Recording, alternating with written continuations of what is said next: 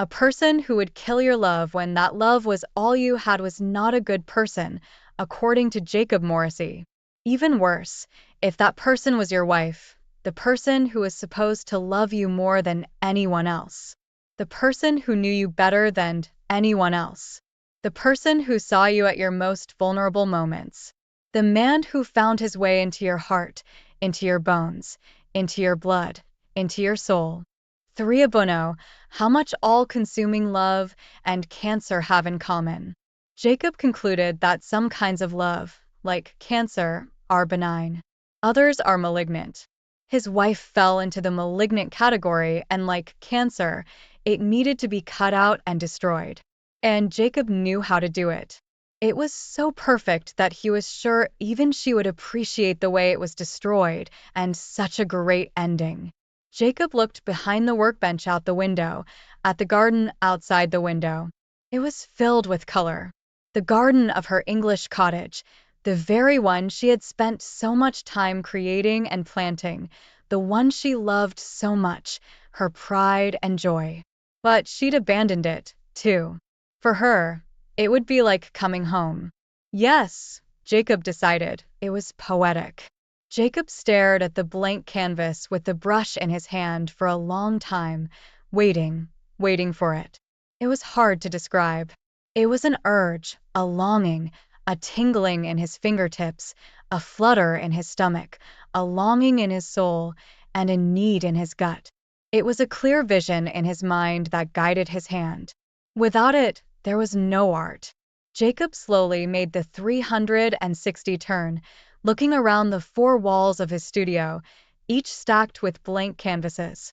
They leaned casually over him, like regulars sitting with glasses of wine in their hands at a premiere. But unlike the careless collectors, they were pinned with preparatory sketches, each one accusing him, urging him to begin. "What?" he shouted to them. "I'm waiting for it, and so are you. If you want to attack someone, attack it." Jacob frowned and threw the brush.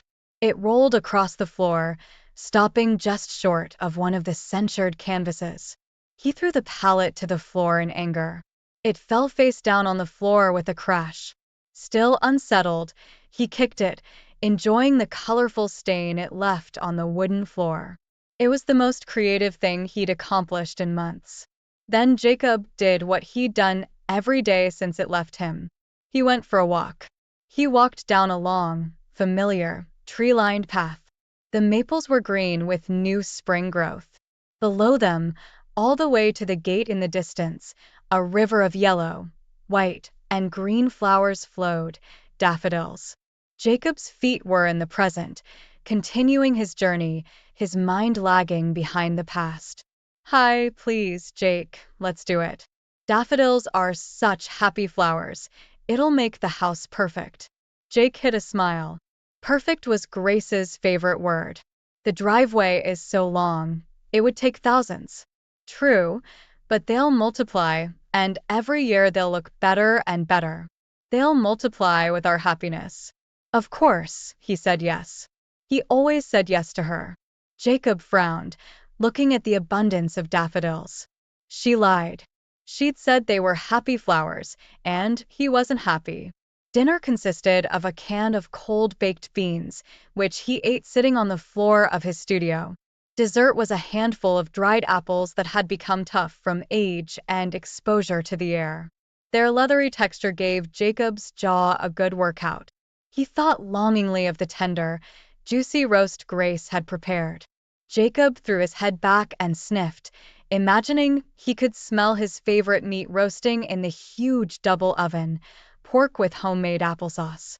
"Babe, you've got to cut it out. Dinner's on the table," Grace whispered into his ear. Jacob flinched, turned his head, and looked back. There was no one there, and certainly not Grace. She'd left months ago. No, Shelby was getting a roast from Grace that was to die for. "Shelby? Who the hell is a guy with a name like Shelby?" Jacob asked from the empty room. "Miserable, effeminate, born with a silver spoon in his mouth, an art collector with more money than brains, that's who." Jacob snorted, remembering how he'd described the effeminate man who'd stolen his wife. A man of fast cars and even faster women.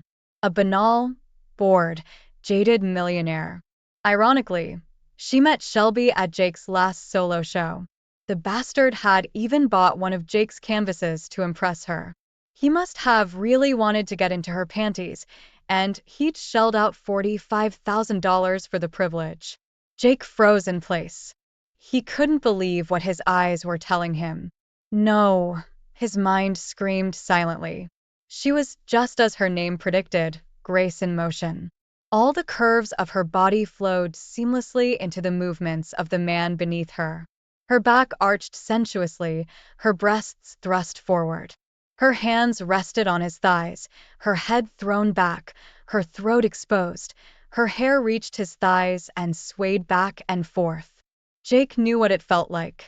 Even in silhouette, Jake knew the truth of what his mind was trying to deny. It was grace, his grace.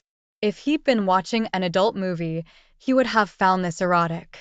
But this wasn't a movie. This was his wife, and it was obscene. Jake froze for a long moment, hands pressed to his stomach, witnessing his betrayal, witnessing his death. He tore his gaze away from the horror movie playing out before his eyes and looked at his hands. Jacob raised his hands to eye level. He shook his head. For a moment, he was sure he saw blood. His hand grasped the neck of the half-full bottle willingly. She knew what he needed. Lips obeyed and obediently opened to accept and close around the moist opening. His throat protested, but his stomach welcomed the fiery water. Jacob carefully placed the open bottle on the floor, carefully moving it a short distance away and lay back down. He rolled onto his side, assuming a fetal position. The studio floor was as good a place to sleep as any. The sound of a chainsaw running nearby echoed in Jacob's head. He groaned, both at the sound and at the realization that it was someone calling his cell phone. Why had he chosen that as his ringtone? He wanted to go back to sleep, to a beautiful, meaningless oblivion. And he certainly didn't want to talk to anyone. Not today, not ever. The sound went on, growing. Jacob growled and rolled onto his back, reaching for his work pants. Glancing at the screen, he saw that it was 2 o'clock in the afternoon. What the hell? Where did the day go? Hello. He barked into the receiver. Jesus, Jake. How can you answer the phone like that? I could be a potential buyer, his agent said. Jacob bristled at his scolding tone. My name is Jacob, Bart. What do you need? I'm busy. Yeah, okay, whatever. I hope the fact that you're busy means you're going to tell me you're okay with your show this summer. Jacob sat down, staring at the blank canvases that stared at him warningly from the opposite wall. Yeah, fine. Everything's great, and everything's going according to plan. My best work ever. That's great. Let me know when I can get a photographer over to start cataloging them for the show. Yeah, sure, Jacob passed out. He looked at the bottle and contemplated returning to oblivion. Just as he reached for the bottle, the chainsaw started up again. He looked at the screen, Grace. Mentally, he considered rejecting the call, but his finger pressed the accept button. Old habits were hard to break. Jake, the soft hesitation in her voice only made Jacob angrier. It was a lie, all of it was a lie. He closed his eyes and pinched the bridge of his nose. What do you want, Grace? Yeah, shit. Jacob heard her inhale noisily. Are you okay? Are you taking care of yourself? You sound weird. You don't drink too much, do you? What the hell do you care? I care, Jake. I care. Well, I had this weird feeling that you needed me and that I should call. Jacob wasn't fooled. Her concern was an act. Hi, aren't you just the Mother Teresa of unfaithful wives, caring how the poor schmuck you screwed feels? Jake, you've got to stop verbally attacking me. You need to forget about what happened. We broke up at least a year before I met Shelby. Did we? And you didn't think to tell me about it? It's funny that you were willing to keep living off me and sharing my bed and having sex while we, How did you put it so eloquently, broke up? I just didn't know how to tell you. Well, I have to commend you for your original approach to the subject. Catching you fucking that faggot was certainly an unequivocal way of telling me what the status of our relationship was. Jake didn't know why he'd returned to the apartment. Perhaps he hoped the visions of the previous evening had been a bad dream. No such luck. She was kneeling on the bed in their Sydney apartment, face down, ass up. Her hair moved back and forth to the beat. The swaying stopped. She wiggled her ass. What do you want, Grace? What do you want, Grace? Repeated the man's voice more firmly this time. That's what I thought. Better give my slut what she wants. The man growled, slamming his hips against her raised buttocks. Jake, are you still here? Jacob shook his head, clearing his throat. Yeah, bitch, I'm still here. Please stop being rude to me. I still care about you. I'm calling because I care. Jacob ignored her plea, knowing it was an act. So how's Shelby? He's not here right now. He's away on business. You better be careful, Grace. Maybe he's on the hunt for some freshly married pussy to seduce. Maybe he's had enough of you. Or is it you? Are you bored? Do you want me to come over and fuck you? Although technically that wouldn't be cheating since we're still married and all. Jake, stop it. I know you're just trying to hurt me. I'm damn right, you bitch. You deserve all those nasty words and more. Jacob was breathing hard like he'd run the whole driveway and back. I know you. I know you still care about me, Jake. Jacob was silent. How about I come over to your place, make you a nice dinner, and we talk about the divorce? Jacob laughed loudly and cynically. What are you going to do, Grace? Poison me so you can have every last dime? Isn't that enough for you, you traitorous bitch? Ripping a man's heart out isn't enough for you?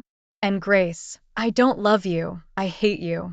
He heard her sharp sigh, and some tiny stubborn part of his soul wanted to apologize and comfort her, like when their puppy had been run over by a truck because he'd accidentally failed to close the gate, and she'd been heartbroken.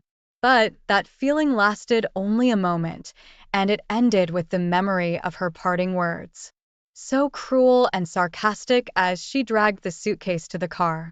Ignorant weakling, I only married you because I knew you'd be famous, loser. I need a man who can actually fuck me, not one who thinks I'm Dresden fucking porcelain fool. I only wanted you to paint my famous portrait. Without another word, he hung up the phone, cutting off the echoes of the past. He shuffled into the dirty kitchen, pushing aside dirty cups and plates to make room on the bench. From the freezer, he pulled a frozen loaf of bread and, with some effort, cut off 2 slices. He stuck them in the toaster, and while he waited for them to cook, he moved to the pantry and found peanut butter. The toaster beeped, and the smell of toasted bread made his stomach rumble again in anticipation. Jacob roughly spread the pasta on the bread. There was no butter. It had run out more than 3 weeks ago. He took a bite and walked back to the door to the pantry with the toast in his hand. It was that moment when Old Mother Hubbard's pantry seemed abundant. Jacob frowned irritably. Now he would not be able to avoid a trip into town. Jacob's wreck seemed to chew its way into town and spit it out through his anus. He'd enjoyed its power before. Now he didn't. He didn't enjoy anything at all anymore. Well, anything other than alcohol-induced oblivion. He made one stop after another: post office, hardware store, supermarket. He stocked up on all the necessities. Everyone looked at him with pity. Everyone except the cashier. She was flirting. Jacob ignored them all.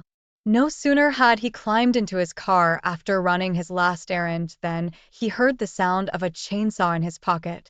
Lifting his butt off the seat and straightening his legs, Jacob was able to pull his phone out of his pants pocket. He checked the screen. It was Grace. Jacob groaned, put his head down on the steering wheel, and tapped it a few times, deciding whether or not to answer. Finally, he took the call. What do you need, Grace? Hey, Jake, how are you? Fun fucking tastic. Aren't you going to ask how I'm doing? No, I wish you would. I miss you. Jacob shook his head. Did she really think he believed her shit? Did she really think he'd forgotten her cruel taunts? Where's the lover? He had meetings all day today. Damn. Didn't little Gracie get enough attention? Doesn't a lover drop everything he's doing to fulfill your every need? Like that last asshole you got involved with? You know, the one who married you and who gave you everything? It's not fair and it's not true. Jacob remained silent, knowing she wouldn't be able to resist trying to explain and justify herself once again. You weren't there for me the last 2 years. I was there every day, Grace. I worked from home, if you remember. You may have been there physically, but mentally and emotionally you weren't there. Your head was filled with art. There was no room for me there. I was lonely. I needed someone. Now you're the one who's being unfair. About 3 years ago, I finally started getting a decent price for my paintings. Instead of selling a canvas for $25,000, I started getting $25,000 plus. And I didn't hear you complaining when that success allowed us to buy a house. Well, the one you called perfect and an apartment in the city. No, you loved that part of my success. And for someone who was pretty damn lonely, you hid it well. I'm going to finish now, Grace moaned, rocking back and forth on her lover's instrument. God, harder, baby, harder. Keep going, don't stop. Each word was another twist of the knife plunged into Jake's heart. When was the last time she'd been this slutty with him? Jake, are you still here? Did you hear a word I said? No, and what's more, I don't want to. Jacob heard her voice warning him not to hang up as he pulled the phone away from his ear and ended the call. The aroma of the lasagna he'd bought at the supermarket smelled pleasant to Jacob. He checked the time, wishing it would go faster so he could eat a proper lunch for the first time in a long time. 10 minutes before he left, his phone rang and the silence was broken by the sound of a chainsaw. Without looking at the screen, he realized who it was. Was she really going to ruin everything? Hey, Jake, it's me again. Yeah, I figured as much. What do you want now? I want to talk to you, baby. Jacob growled like a cornered animal. Her attempts to manipulate him were enraging him. Don't call me baby. I'm not your damn baby. I'm Jacob, the guy you dumped. You wouldn't be so upset with me, Jake, if you didn't still love me. Grace snapped, her mask slipping. You're just jealous because there's another man in my bed now and you wish it were still you. Outside the train window, the lush inland forests were replaced by an increasingly dense urban suburb. But Jake didn't notice at all. In fact, he avoided looking out the window because instead of the scenery, he saw only images of Grace making love, exactly love with another man. He didn't know why, and the pain of it was almost unbearable. But he felt compelled to do it anyway. He followed Grace's lead. He kept hoping that he would witness her ending her affair, that he would hear her tell her lover that she loved her husband too much to continue. This time she said she was going into town for the weekend. He decided to take the train and rent a car so as not to risk Grace recognizing his car. He parked on the opposite side of the narrow street from Shelby Holborn's mini mansion in the trendy suburb of Paddington and waited. He knew Grace would easily beat him to town. The train was much slower than her little sporty Lexus. He'd already been to their apartment in Bondi and made sure that neither she nor her car were there. Jake figured that meant she intended to stay the night at her lover's house. Jake watched Holborn's neighbors return home, walk their dogs, drive off to an unknown destination, and generally go about their business. And as he waited, he was tormented by the question of her choice of lover. Her choice was insulting in itself. The guy was a spoiled pretty boy, a playboy, inherited wealth, right out of high school, took a high position in the family firm. Everything was handed to him on a platter. What did Grace see in him? Did she honestly believe he'd change his ways for her? That he wouldn't get bored of her like all the other women he'd pursued? Jake may not have had the same level of wealth as Shelby Holborn, but his last 3 exhibitions had grossed over $750,000 each. and he was now a vibrant presence in the art world. Australia's new Brett Whiteley. On top of all that, he was a self-made man. No one handed him anything on a platter, and he wasn't petty, vain, and selfish. His patience had been rewarded, though for Jake, it was bittersweet. He'd been right. She was indeed going to stay the night at her lover's house. He was close enough to see the slit of her cocktail dress almost reach her waist as she stepped out of Holborn's sleek Ferrari. The bastard didn't even have the manners to open the door for her. He was close enough to see that the neckline of the almost dress was so deep that there was no way she was wearing a bra. Worse, he was close enough to overhear their conversation, which had obviously started back in the car. "Do you really think I can get that much if it comes to divorce?" Jake's jaw dropped in surprise. Divorce? She wanted to divorce him? He thought the decision would be left up to him. He would confront her, she would beg for forgiveness, swear she loved only him and promise to end the affair, and he would decide to forgive. It would be difficult and take time, but for her sake, he would try. He loved her enough to give her a second chance. Yeah, easily. I checked the value of both properties. You guys bought at the right time. Real estate prices have skyrocketed since then. And then, you've got dollars in the bank, his own art collection. Holborn was meaningfully silent. Wow, I hadn't even considered his work, Holborn laughed. They'll be worth even more when he's dead. And of course, being still married to him, you'll automatically inherit everything. But what if he doesn't kill himself before the divorce becomes final? You'll still inherit his estate unless he changes his will, and even then you can contest it. Good God, she wanted him dead. She wanted him to commit suicide. The fact that Grace had used the knowledge he had entrusted to her at the beginning of their relationship to drive him to extremes was too much. What kid wouldn't try to kill himself after being told he was the only surviving member of his family after a car accident? The last bit of Jake Morrissey was dead. Jake, can you at least answer me? I'm Jacob, and no, I can't answer you because I wasn't listening to you. Jacob sensed her anger and frustration. Well, you better start listening. I'm losing my patience fast. You can't avoid me forever. I can try a good old college tryst. He smiled as the mask of her false sincerity fell again. Well, at least do it forever then. Go to the top, asshole, and spare us a divorce. Jacob laughed and hung up the phone. Jacob stood in front of his easel, the now familiar frustration bubbling up from his gut. Nothing know it.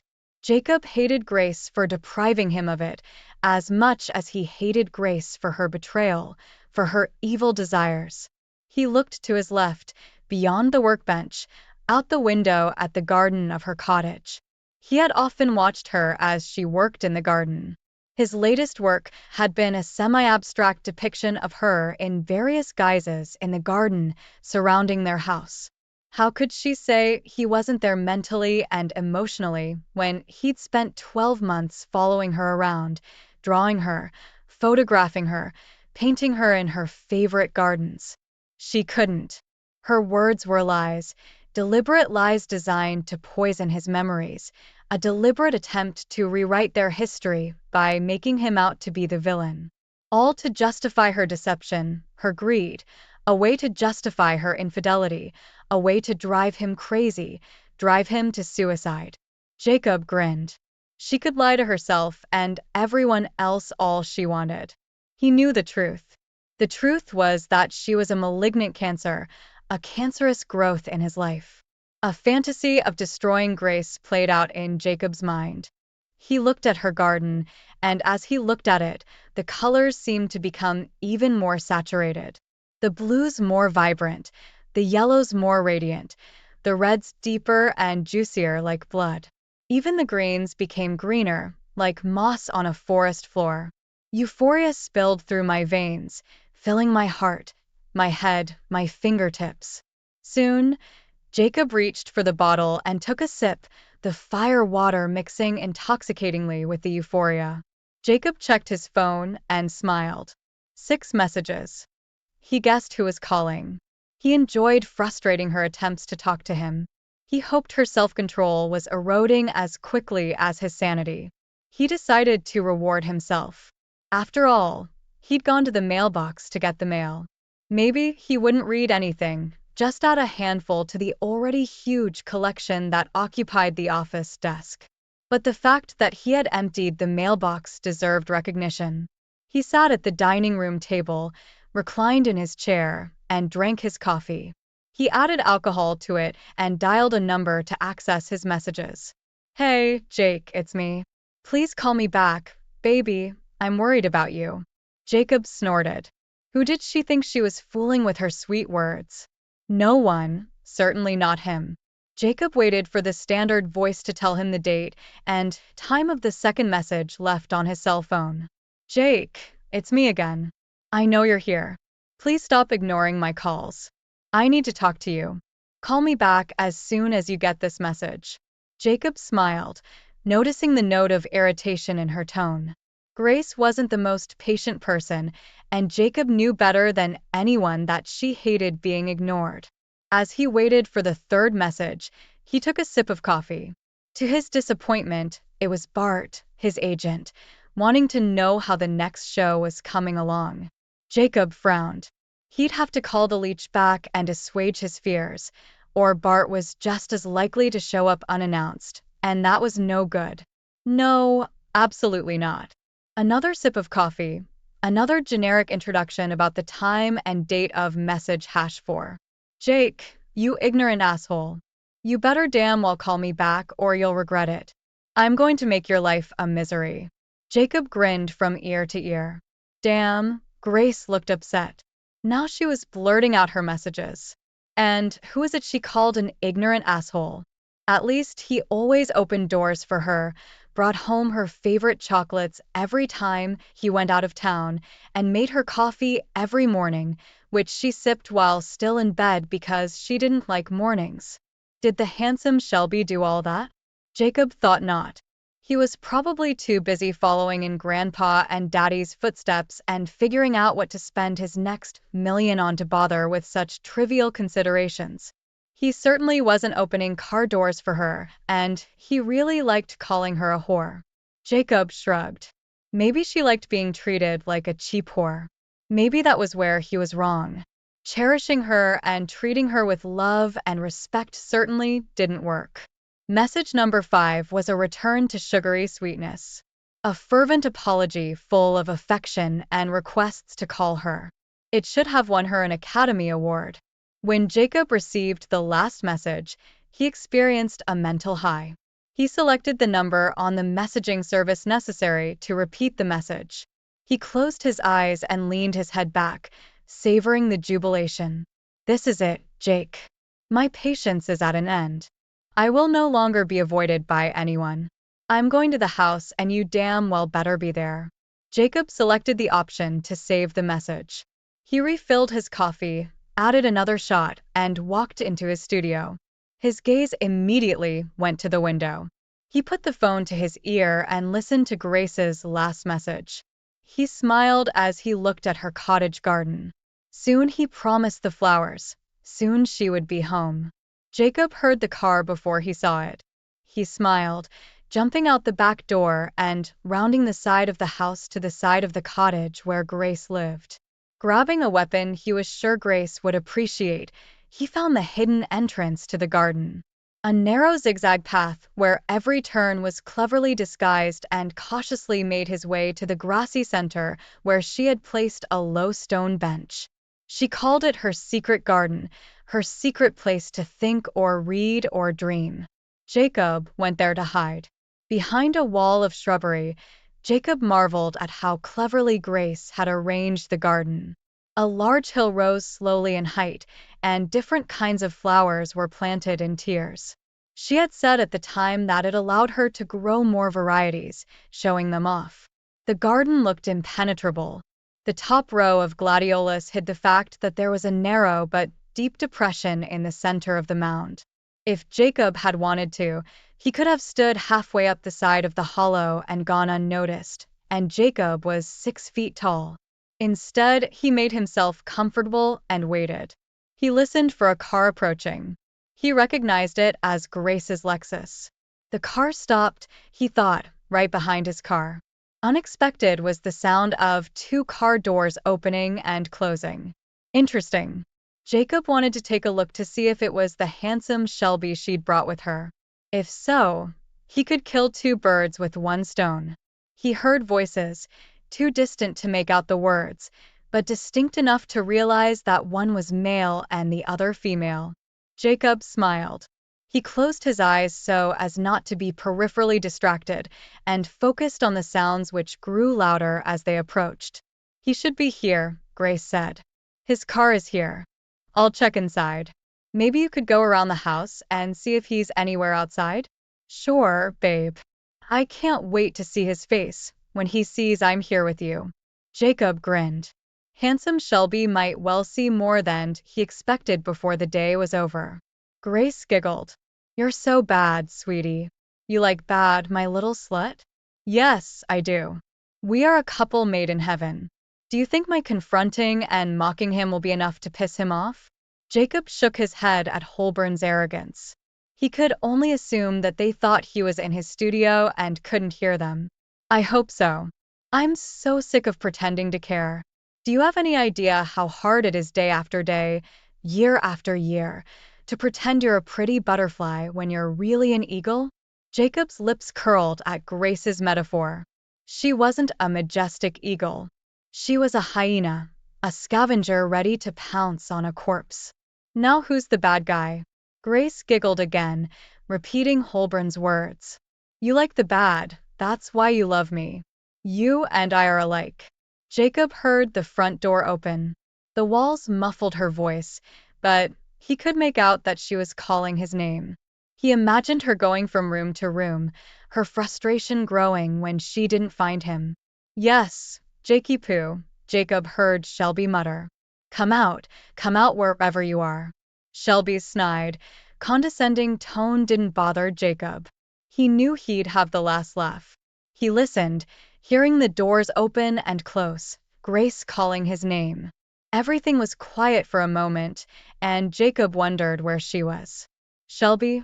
Jacob had an answer. Jacob realized from the closeness and direction of her voice that she was standing at his workbench, calling to him through the open studio window. Yes, baby, Shelby answered. Judging by his footsteps, he was approaching from the back of the house. Did you find him? No, I haven't checked that shed in the backyard yet. It's a pottery shed. There was a pause, and Jacob imagined Shelby's questioning look. The previous owner had been a professional potter. There are 2 state-of-the-art kilns and an electric potter's wheel. He passed away, and we bought the place from his daughter. I take it he's not in the house. No, and you should see the place. It looks like it was hit by a bomb. I don't think he's done the dishes or changed the linen since I left. There are empty bottles everywhere. The trash can is overflowing and it stinks to high heaven. From the looks of it, he's given up a lot. This might be even easier than we thought. Jacob noticed that Grace was speaking quite calmly. There was no worry in her voice. You'd think she was discussing the weather, not her husband's suicide. Do you think he's already killed himself? I don't know. Maybe, Grace said thoughtfully. He's certainly been talking differently lately, and it's not like him to ignore my calls. Maybe I should check out the pottery barn. Yes, you can, and I dare you to take another look around the house. He's probably hiding in a closet or under a bed or somewhere equally stupid. All right, I'll meet you back here in 5. Jacob's pulse quickened. His ears were ringing. The time was almost up. He took slow, deep breaths to calm himself. Jacob slipped the weapon into the back pocket of his work pants and moved back down the narrow path as quietly as he could, stopping in front of the entrance and crouching. He flinched when the weapon rested against him and shifted his position slightly to relieve the pressure. He counted down the minutes, anticipating the impatience that would overwhelm him. The muscles in his thighs protested the forced immobility, but he ignored the discomfort. He waited until Shelby was half a meter from his hiding place. Hey, lover boy, you looking for me? Jacob asked nonchalantly, getting up and walking out of the garden. Shelby turned around, clearly surprised. He reflexively took a step back. What the hell, where? Shelby fell silent. He shook his head, squared his shoulders, recovered, and took a step forward. Well, look at you, Jakey boy. Aren't you a sight to behold? Anyone would think you'd lost your wife. Jacob tilted his head to the side as if perplexed. Wow, I didn't realize you were not only a clown, but also a corporate custodian. That must look good on your resume. Careful, Jakey boy, you're forgetting who's in charge. I'll give you a hint, it's not you. I already have your wife, and by the way, isn't she sweet? That's a lot of woman for you. A woman like Grace needs a firm hand, not the love crap you've showered her with. Shelby Holborn grinned evilly. And Jakey boy, I have to say that after my little trip around your hacienda, I've decided that I really like the idea of a country house. Yes, I think I'll take it too. Jacob smiled. It was more of a thinning of the lips, a baring of the teeth.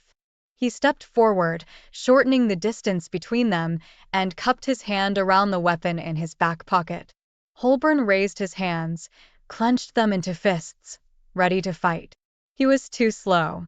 Jacob had entered Shelby's personal space, making it impossible for Holborn to identify Jacob's weapon without breaking eye contact. And Jacob was sure he wouldn't. Too bad, Jacob thought. I wish I could see the realization of his imminent death in his eyes. Well, you can't have everything. Jacob stabbed the garden fork, its tines carefully sharpened into the soft flesh of Shelby's belly. And she was soft. The boy should have spent more time doing belly exercises.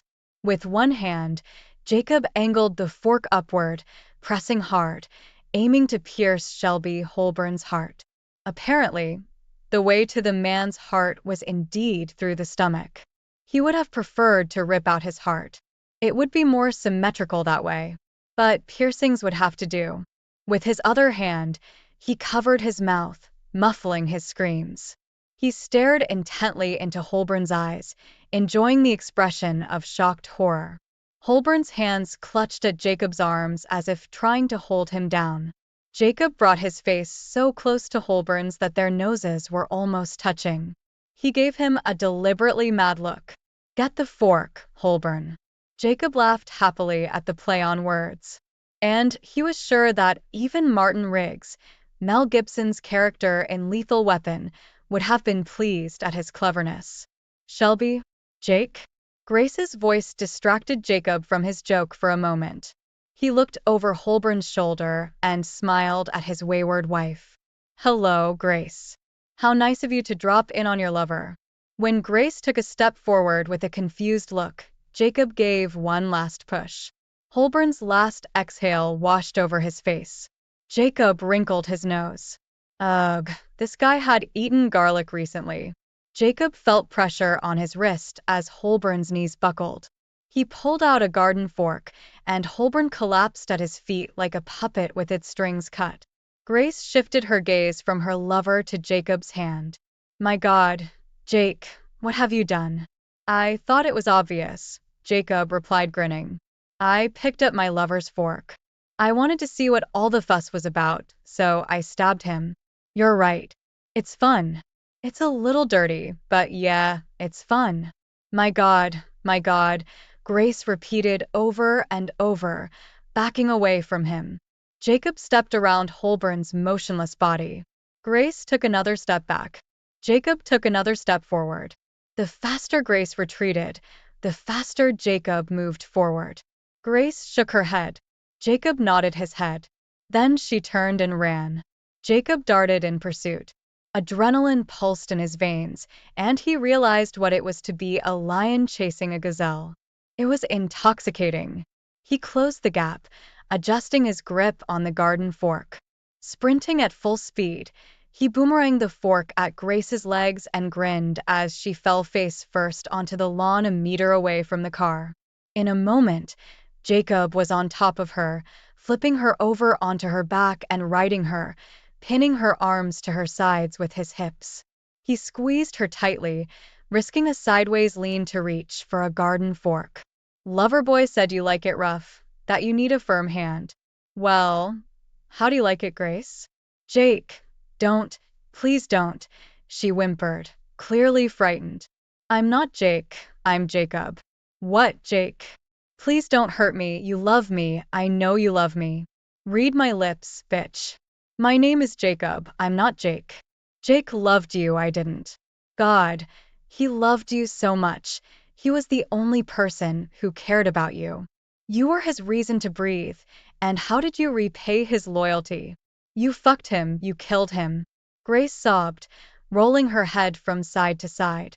Jake, you're not making any sense. Please listen to me. You're not this Jacob, you're Jake Morrissey. You're my husband and you love me, just like I love you, just like I've always loved you. I came here today to apologize to you. Jacob laughed. Nice try, bitch. That's why you brought your lover. Was he going to apologize too? Yeah, you loved Jake, of course I did. That's why you spent months trying to throw him off balance. You tried to kill the guy who gave you everything. But even then, you and your lover didn't have the guts to do it on your own. You wanted Jake to do it for you. The guy who gave you the perfect house with the perfect garden. Tried to be the perfect husband and give you the perfect life. And what did you give him? You're Jake, you love me, she sobbed. No, I don't. When Jake looked into your eyes, do you know what he thought he saw?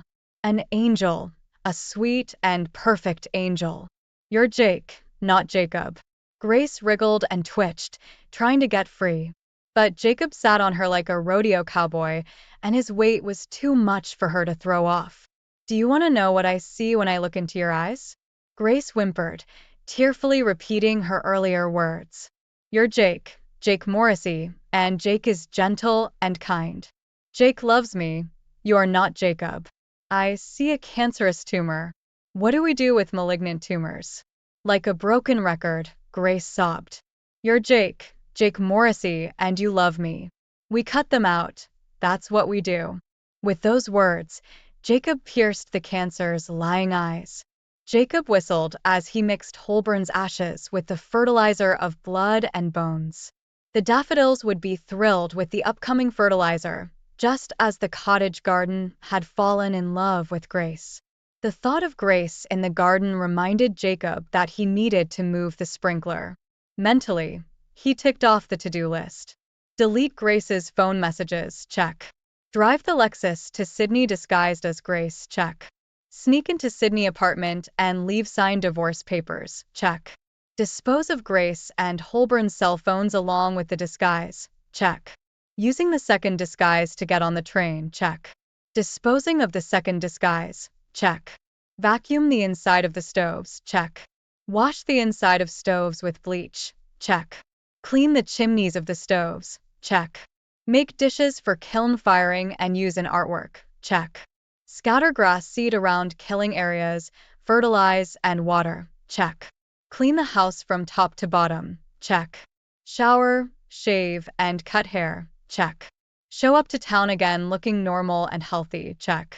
3 weeks passed before the police approached him with questions about the disappearance of his wife and Shelby Holborn.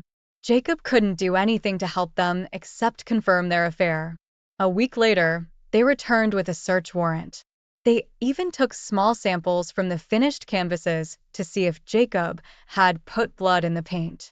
Obviously, they didn't know anything about paints. Blood would eventually spoil and ruin the colors. So despite their best efforts, they found nothing. The case remained open. Bart was thrilled with the paintings for Jacob's next show and said they were his best work. He lyrically commented on Jacob's vibrant color scheme and use of ceramic shards, giving the canvases an almost three-dimensional look. He told Jacob that he would use words like kaleidoscope and quasi-mosaic in the exhibition's flyer. He didn't say it in so many words, but he let Jacob know that his recent notoriety wouldn't hurt his sales. He even predicted that sales at the expo would exceed the $1 million mark. Jacob, on the other hand, was just happy to have it back. And the daffodils really liked this video and all of its contents. including any opinions expressed by the narrator, are strictly for entertainment purposes only and is not intended in any way as a substitute for professional services and consultation from a licensed therapist, doctor, attorney, or other licensed professional service provider. Each person must make their own life decisions, and those decisions are theirs. Welcome back to Find Your Alpha. I'm back at you this week with another terrific video story, and you can see the title right on your screen. Cheating fiancé gets demoted to third string backup status. Oh my, let's get into this story and see what it's all about. And the original poster starts out and she says, "Before telling my story, I'll confess right up front that I am 100% to blame for my current predicament. I was the one who cheated on my boyfriend for no other reason than being selfish. For simplicity's sake, I'm going to call him Harry and call myself Katie. I chose those names as they are my favorite performers." Now, she's probably referring to, I'm thinking, Harry Styles and Katy Perry, although there could be other Harry and Katies out there, I'm sure. We're both 26 and have officially been a couple for 3 years. We had a dreamlike love story, even though our personalities are vastly different. Harry is more right of center, conservative actually, and I'm definitely more left-leaning on everything.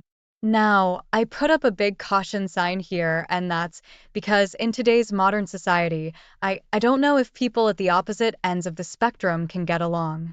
I mean, before, if you'd asked me 10 years ago, 20 years ago, I probably would say, yeah, it's possible, even though they're vastly different.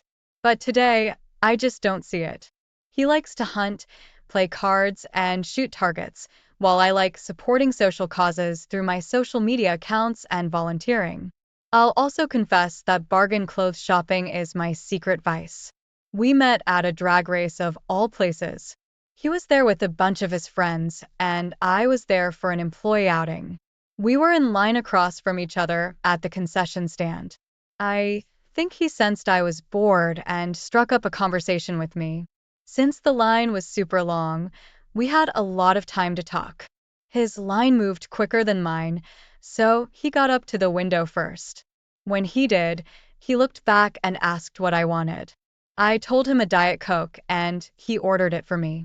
I tried to pay him, but he refused and said it was his treat. I thanked him and told him that was sweet. Harry then said, "You can return the favor by giving me your phone number."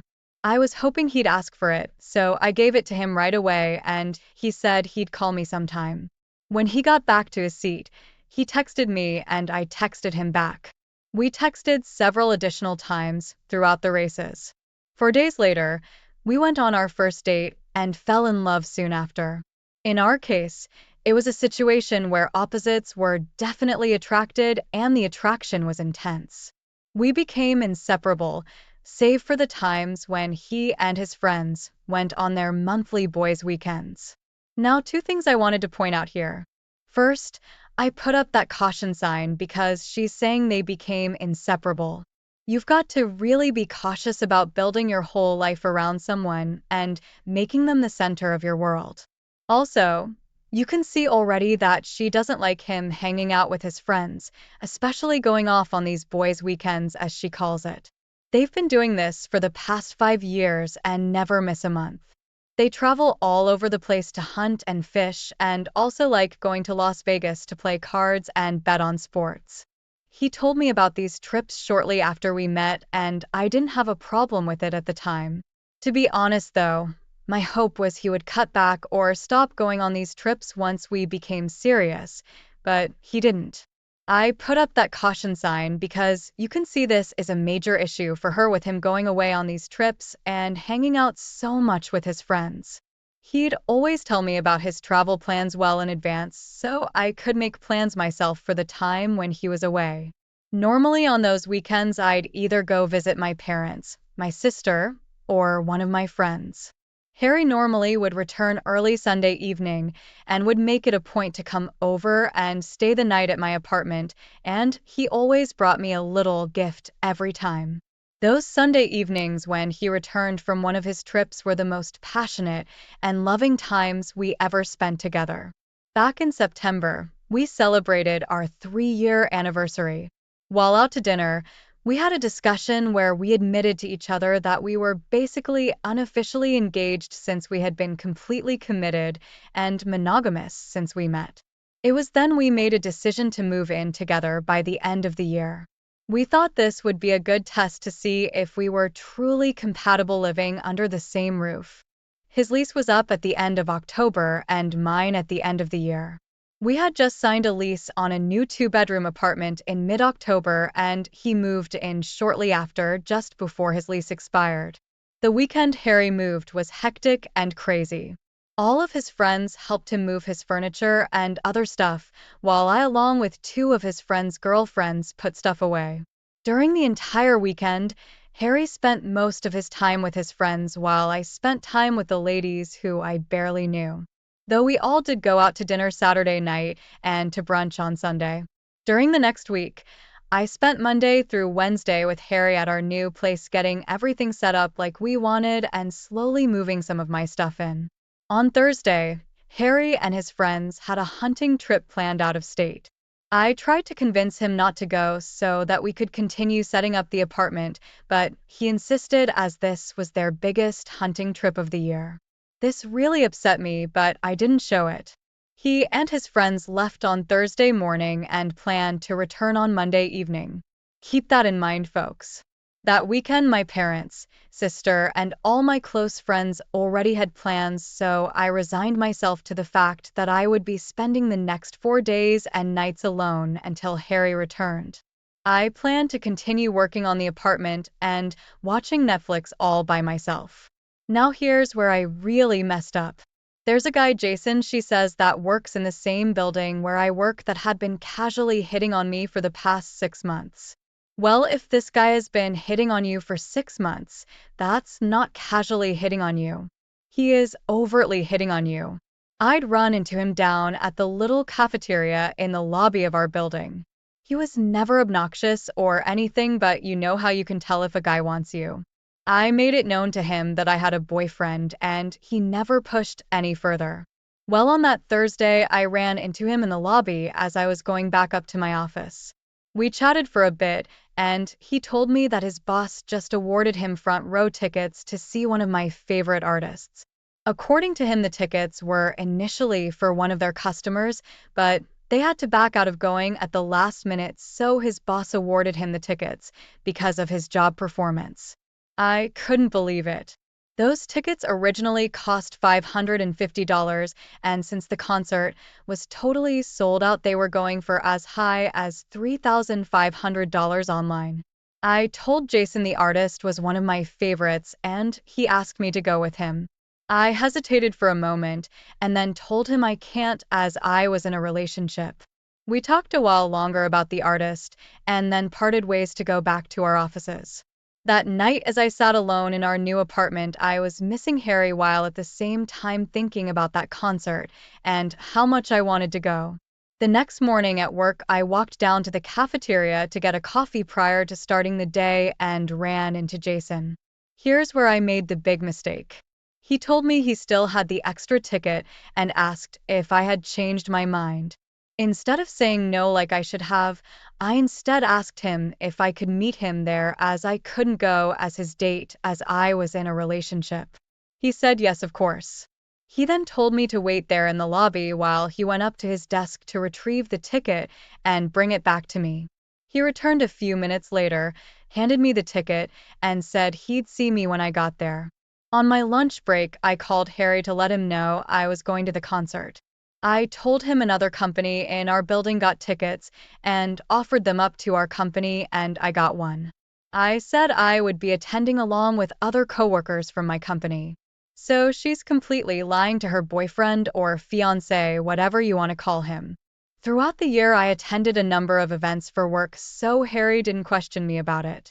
He just told me to have fun and to text him when I get to the arena and when I get home.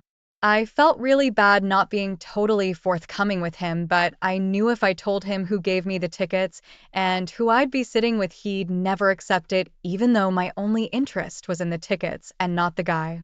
Are you sure?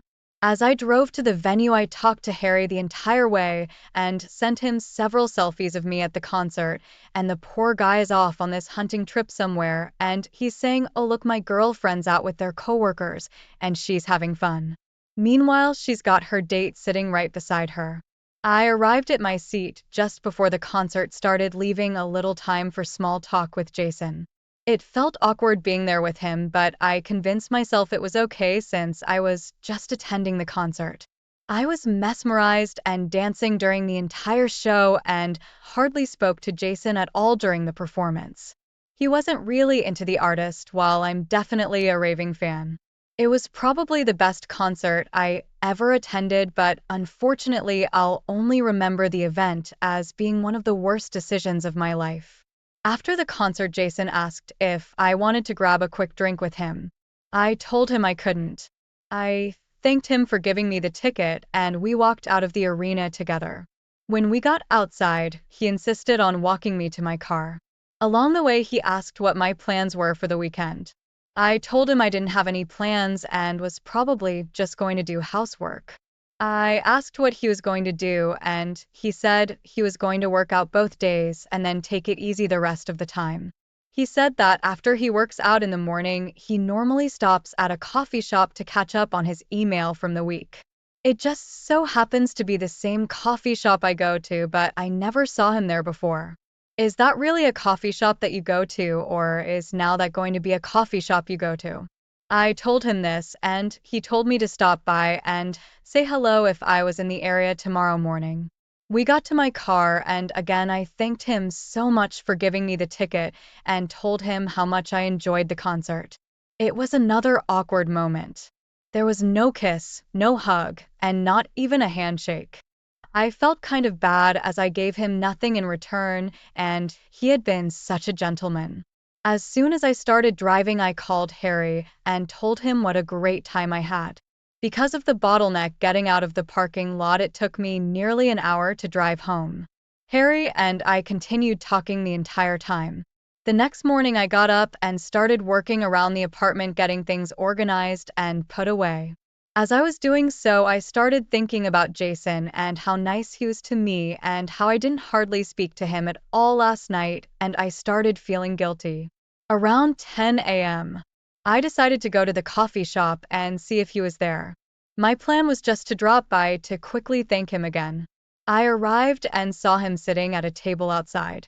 I went over and greeted him and then went inside to get a coffee and bought him another grande size latte. I went back out and sat down and we started chatting. I only planned to stay there for 5 to 10 minutes, just long enough to thank him again for last night. We started talking and quickly found out we had so many common interests. Unlike Harry, Jason's values were almost totally aligned with mine. We ended up sitting there talking for almost 2 hours, after which we walked next door to grab lunch and continued talking there for another 2 hours.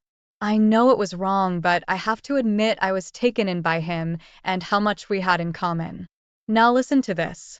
She says he's definitely a guy I would have dated if I wasn't already in a relationship. I should have left things there, but I didn't. Instead, I invited him out to dinner that night so we could continue our discussions.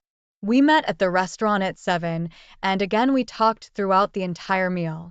We were talking just as friends, but I felt a strong chemistry with him that I just couldn't resist. After we left the restaurant, I didn't want our discussions to end, so I asked if he'd like to continue talking. Well, of course, he's going to say yes. He said sure. Where do you want to go? I told him why don't we just go to my place, as we already spent too much money today eating out. While I knew this was a risk, I didn't plan for things to go the way they did.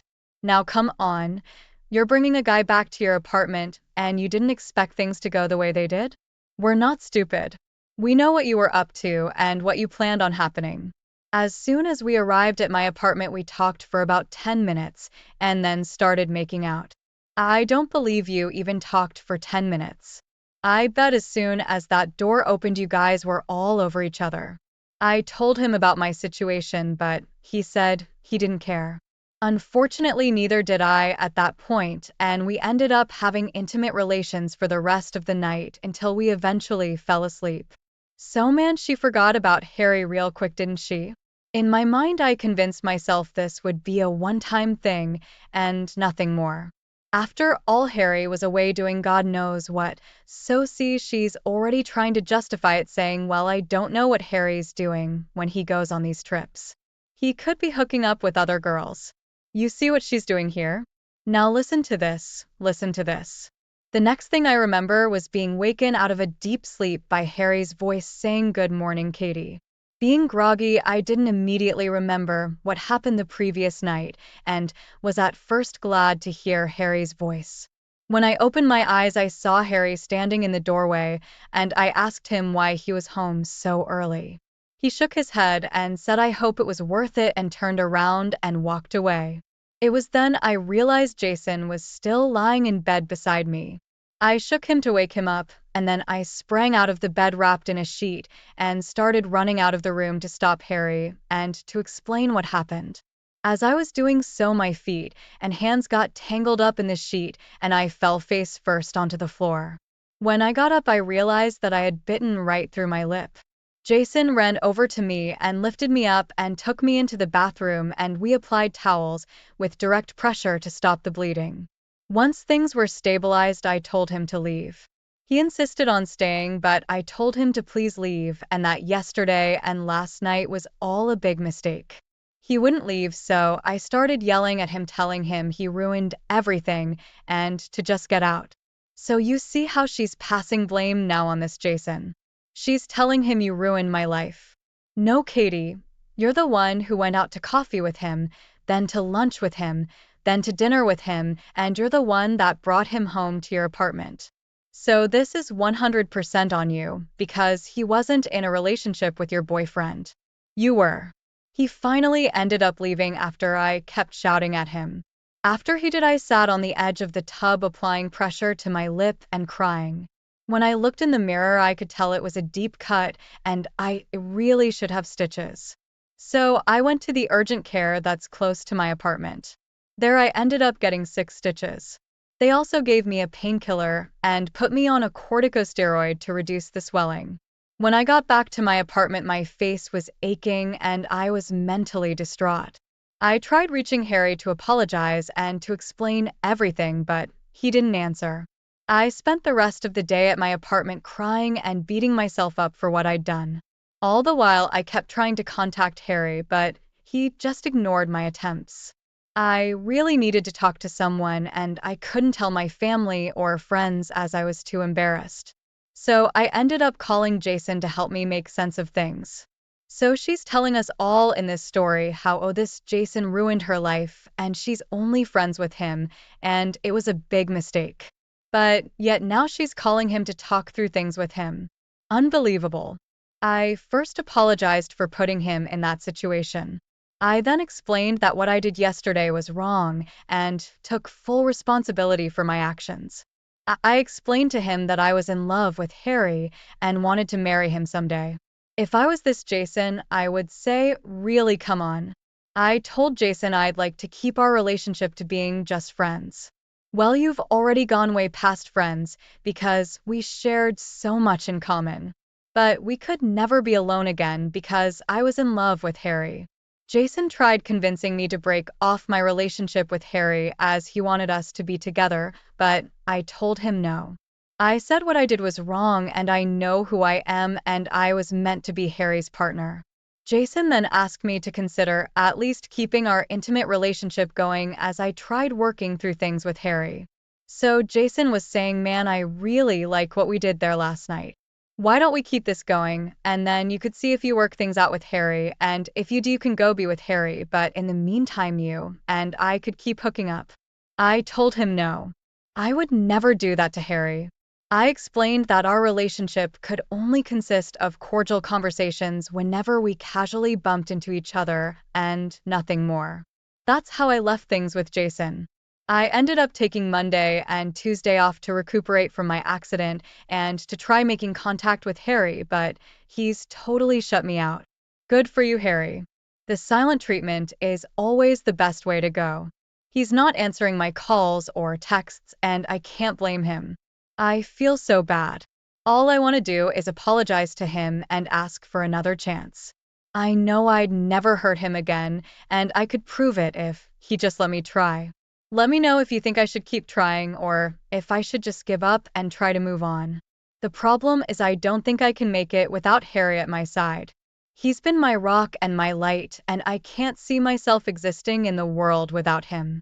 So that's the end of her original post, and now we're going to take a look at a few responses she got back from the community. But before we do, I want to encourage you, if you've liked what you've heard so far, make sure you hit that like button right now.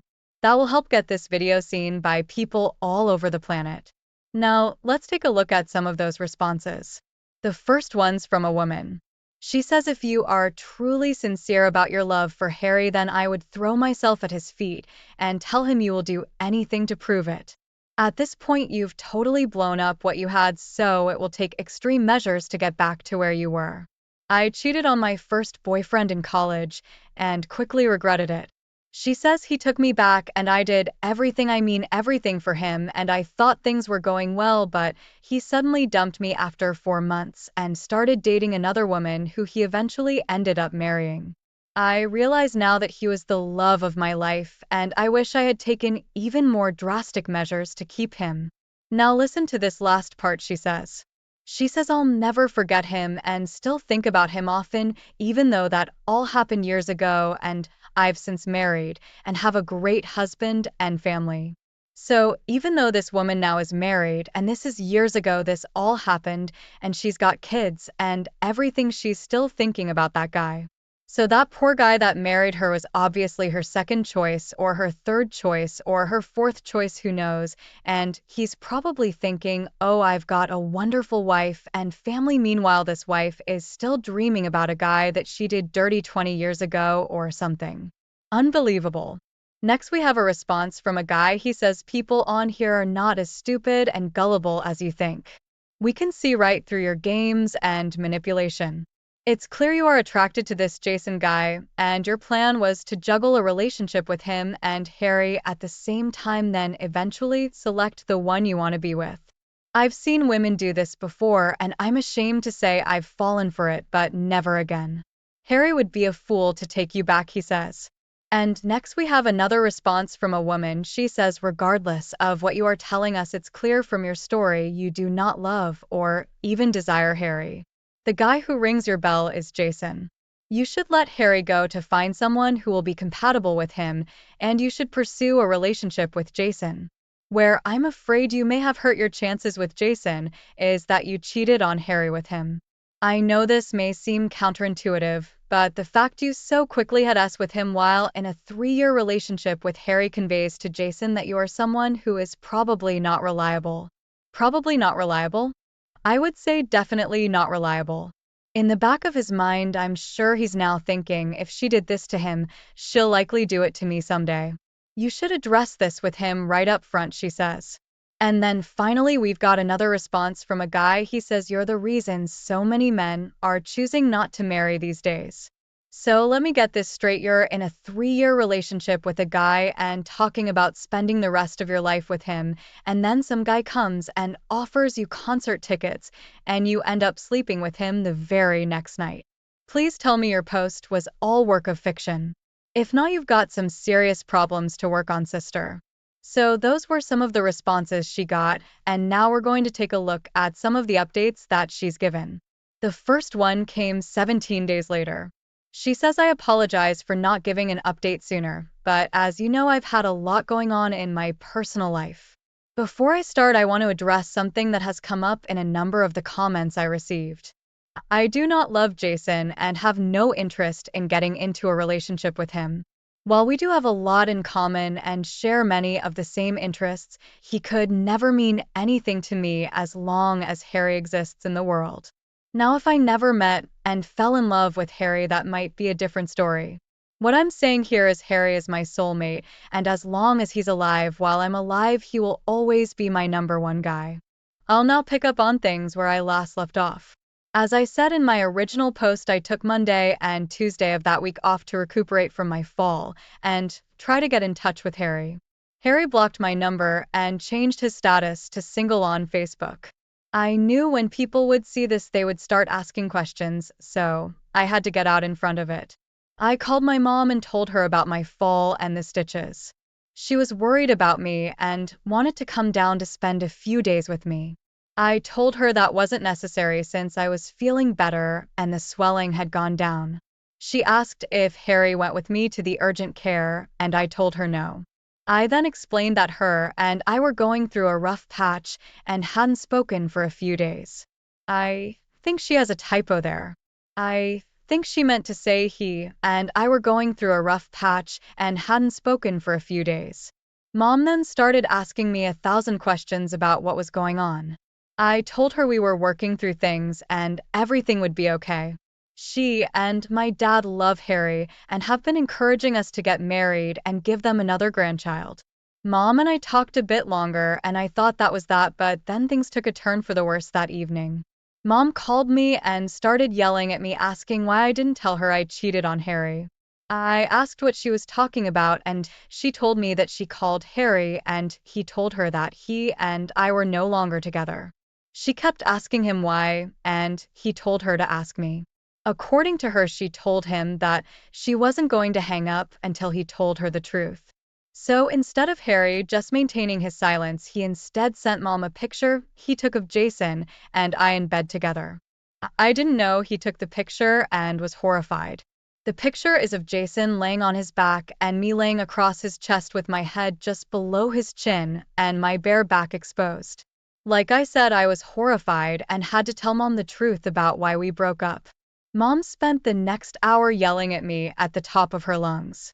I couldn't get her to stop and finally had to hang up on her.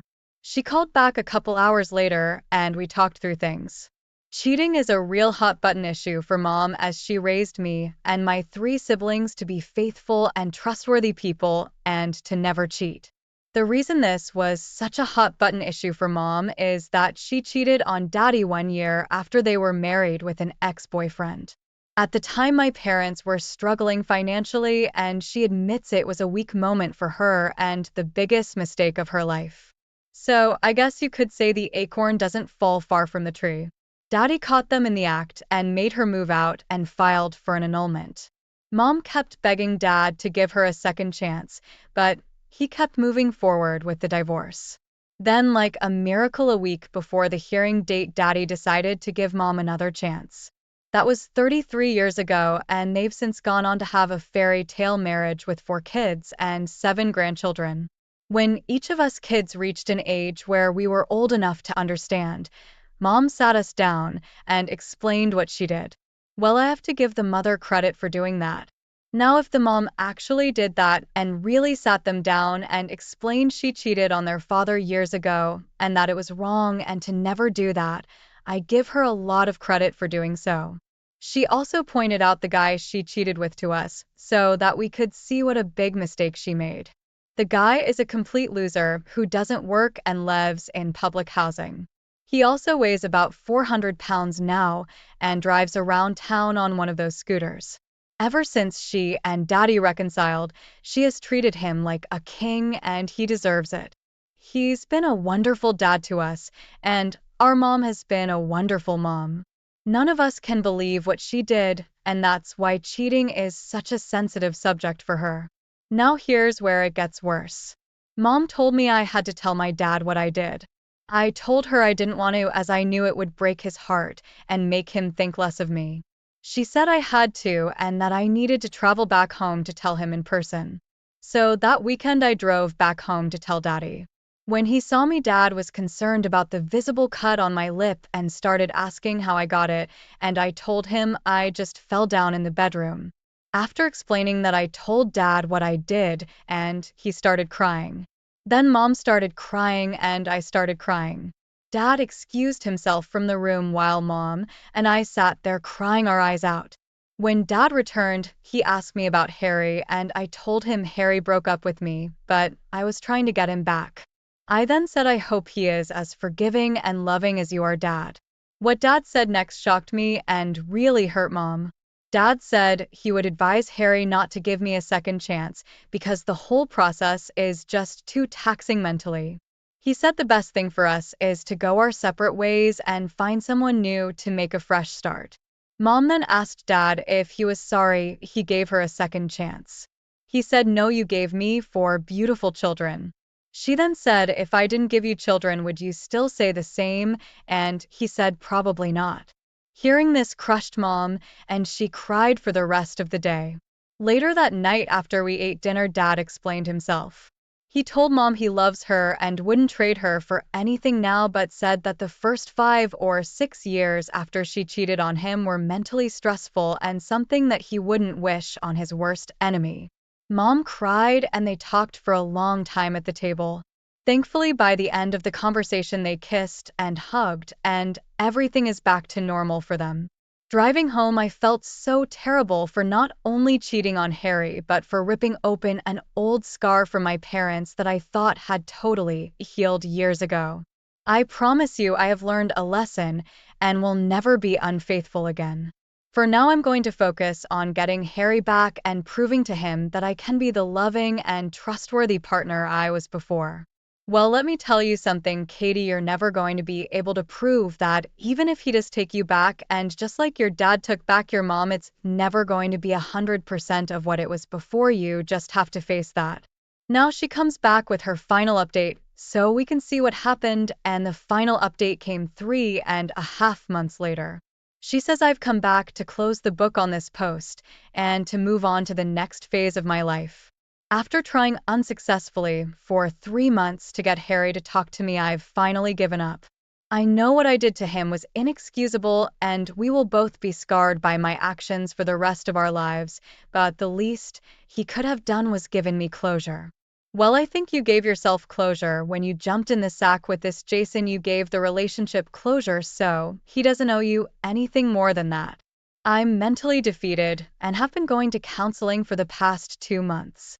The counselor told me she believes I am truly sorry and remorseful for my actions and that I will likely never do again what I did to Harry. She also said that no matter how sincere you are, oftentimes the betrayed partner never sees it in their heart to give the cheating partner closure. This can cause severe mental distress to the cheating partner, which can lead them to do terrible things. I told her I can totally relate to that because that's how I felt since the day Harry caught me cheating. Not that I would ever consider harming myself, but I just don't have motivation to move forward with anything, and some days I don't want to get out of bed. The past few weeks for me have been very difficult as I found out Harry has started dating again. In fact, I've seen him with 2 different women going in and out of his new apartment. Now listen to what she says next. "Yes, I will admit that I've been stalking him, but not in an evil way. When I'm feeling really bad, I drive over to his place and sit in the parking lot watching his door from a distance, hoping I can catch a glance of him." Folks, don't do what she's doing. Never stalk an ex. I mean, that is totally unhealthy and downright psychotic. She says, "Last Saturday, I ran into one of Harry's friend's girlfriends at the farmer's market. I asked if she had a few minutes to talk, and we grabbed some apple cider and sat at one of the picnic tables to talk. I, of course, asked her a million questions about Harry. She knew what happened between us, as Harry told all his friends, and they, of course, told their girlfriends. She was very guarded in her responses to me, but she did share one thing that pretty much decided things for me. She said that Harry told his friends that he is looking for a girl to marry, and in the meantime, he would be dating a bunch of second-string women for physical pleasure. The 2 women he's seeing now are both divorced and in their mid-30s, so he's dating some cougars there. He's made it clear to them that they will never be more than FWB-type lovers, and they are apparently okay with it. I then asked her if, based on what she knows, if there was a chance he would ever take me back. She just looked at me with a sense of pity on her face and kind of grimaced. I asked her to level with me and just tell me. She said based on what she knows, there's no way. I then asked what she knows, and she said Harry told his friends that if he ever gets really desperate and none of his second stringers are available, he might consider calling me for a quick fix, but nothing more. I asked her if he said those words, and she said that's what her boyfriend told her. After hearing this, I thanked her and we left. I cried for the rest of the day, realizing my relationship with Harry was broken beyond repair. It was time to move on. My counselor has been working to help me get past this, but it's really hard.